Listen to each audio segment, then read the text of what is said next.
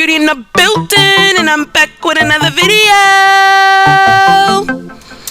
If you're new to my channel, tap that subscribe button so that you won't miss out on any of my new uploads. And if you have already subscribed, what's good, what's poppin', welcome back to my channel. The cap that I'll be using in today's video is this newly designed headband wig cap, and this headband wig cap does have the headband with the velcro straps attached to it. It does have adjustable straps as well so that you guys can secure this cap onto your head properly. It does have this lace design at the top, and the back is definitely a very stretchy material. Now, if you guys do decide to purchase this wig cap, it does come with 2 combs that you guys can install in the cap yourself. I will go ahead and leave the link to this wig cap in the description box below so that you guys can go ahead and check it out. The hair in today's video was sent to me by a company called Elfin Hair, and they did send everything to me packaged in this cute little box. And in the box they did send me a paddle brush, a pair of lashes, and a wig cap, and of course instructions on how to care for the hair. The hair itself came nicely packaged in this beautiful pink satin bag, and they did go ahead and send me their Brazilian deep curly bundles in the lengths 226 inches and 228 inches. This hair is 100% virgin human hair, so you guys can dye this hair any color that you would like, and the color will come out absolutely amazing. I am going to go ahead and unpackage one of the 28 inches and one of the 26 inches so that you guys can see exactly what they look like and how they compare to each other in length. And one thing that I really loved about this hair as soon as I took it off the packaging is how absolutely soft this hair is. You guys know sometimes when you get curly hair, sometimes the hair can have a film or a cast on it, which causes the hair to have a more rougher texture. This hair was absolutely soft straight out of the packaging. In my opinion, this hair is the perfect vacation hair. These curls are super duper poppin'. Now I'm going to go ahead and show you guys exactly how to apply the wig combs to the wig cap.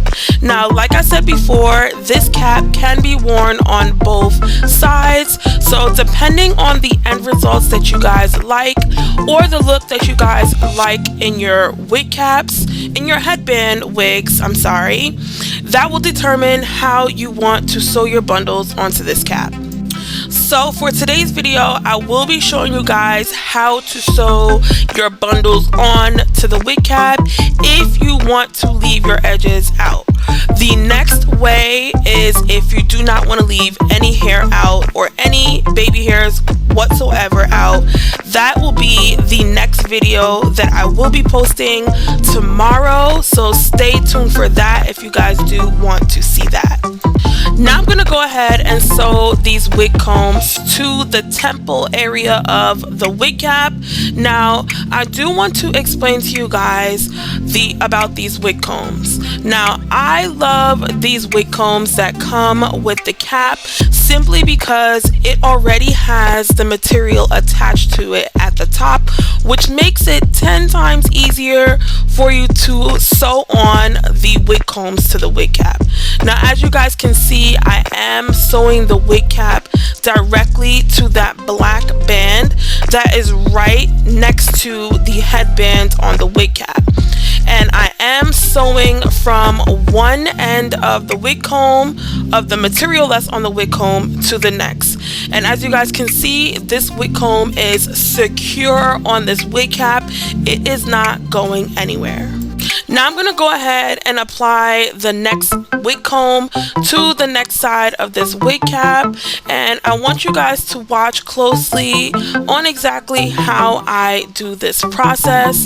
Now, with sewing your wig comb onto your wig cap, you do want to make sure that you're sewing your stitches fairly close to each other because you do not want this wig comb to move. You want it to be absolutely secure onto the cap. So keep your stitches edges really close to each other, and make sure that you guys are securing the ends of the wig comb with a nice fastened knot at the end of each side. As long as you guys are following along with exactly how I apply my wig combs, your wig combs will be applied absolutely perfect and you will not have anything to worry about.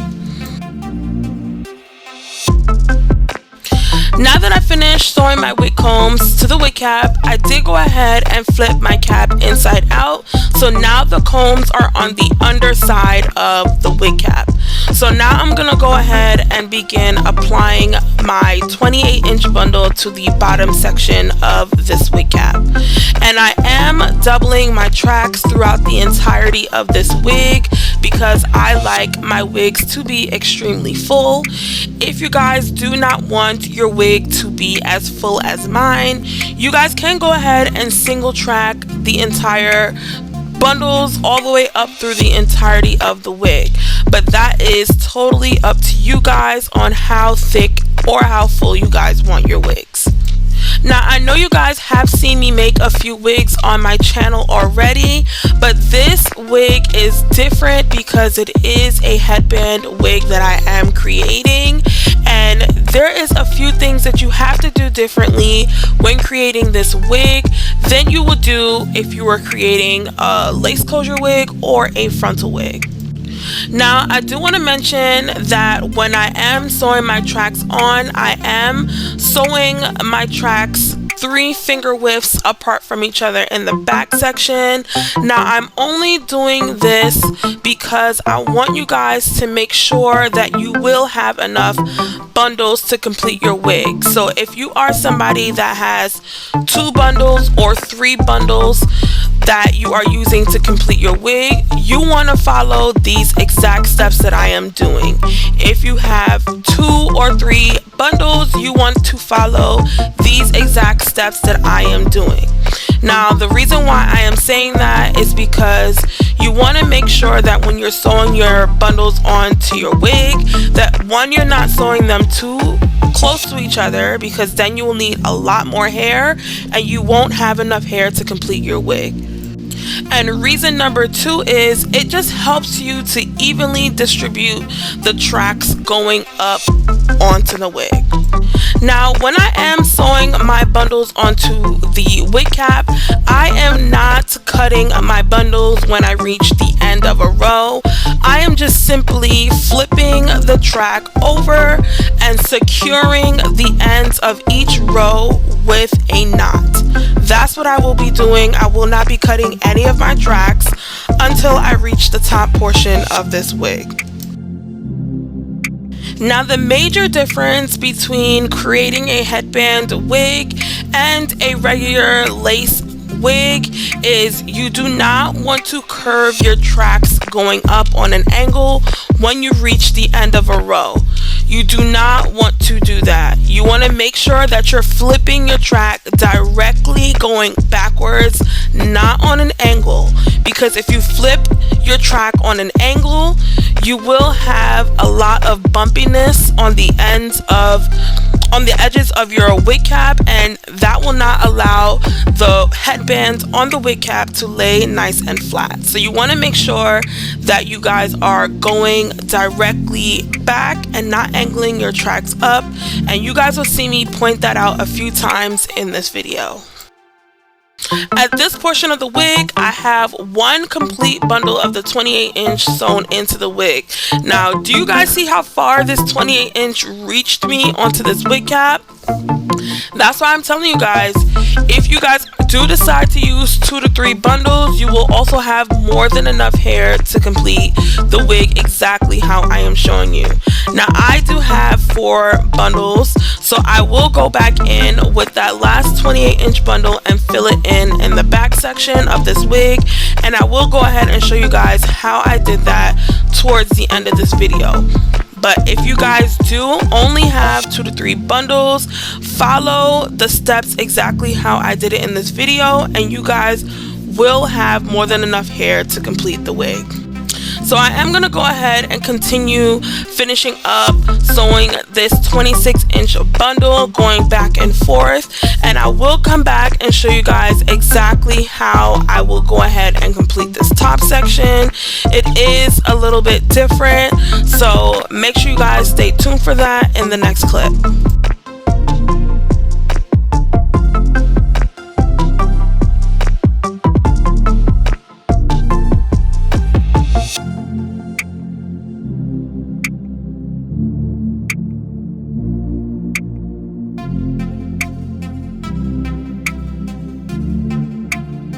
Now for this top section of the wig, I am going to be going back and forth only at the top.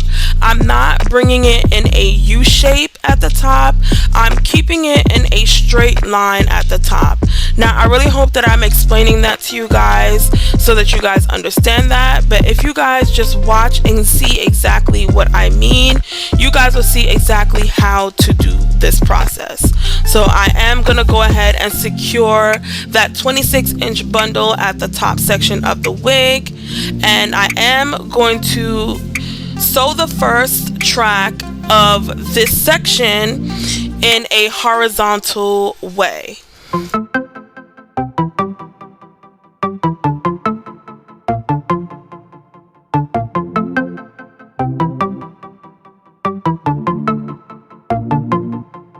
Now that I've reached the end of the first row of this section, I am going to go ahead and flip the track going back. I'm not going to bring the track going all the way up in a U shape.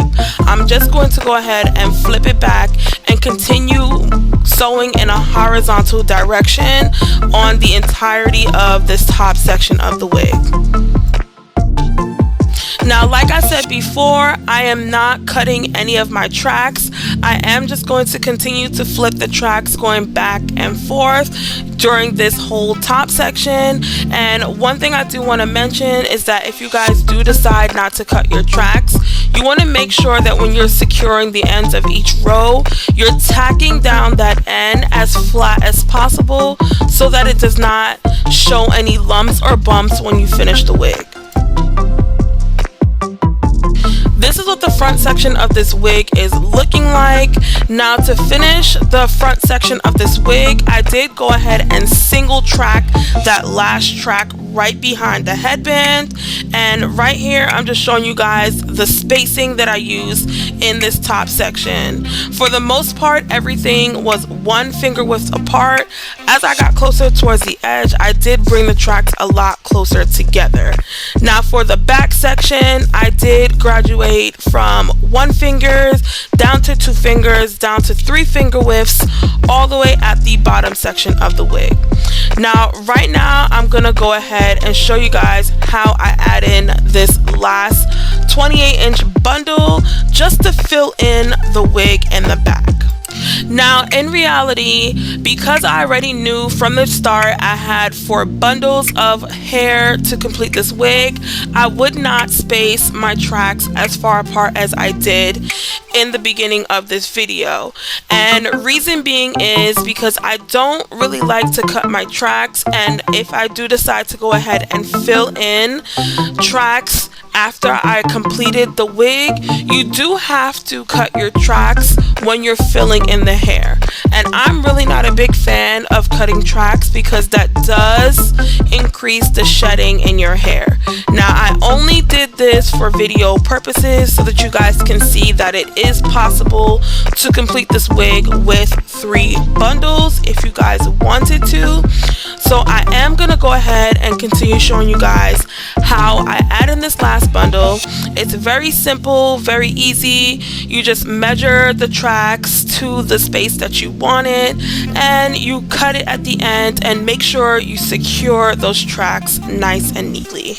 Now this is what the completed wig is looking like, and as you guys can see, this wig is super duper full. These curls are super duper poppin', and this wig cap is absolutely amazing. Now I'm gonna go ahead and show you guys my slow-mo so that you guys can go ahead and check out the texture and the movement of this hair.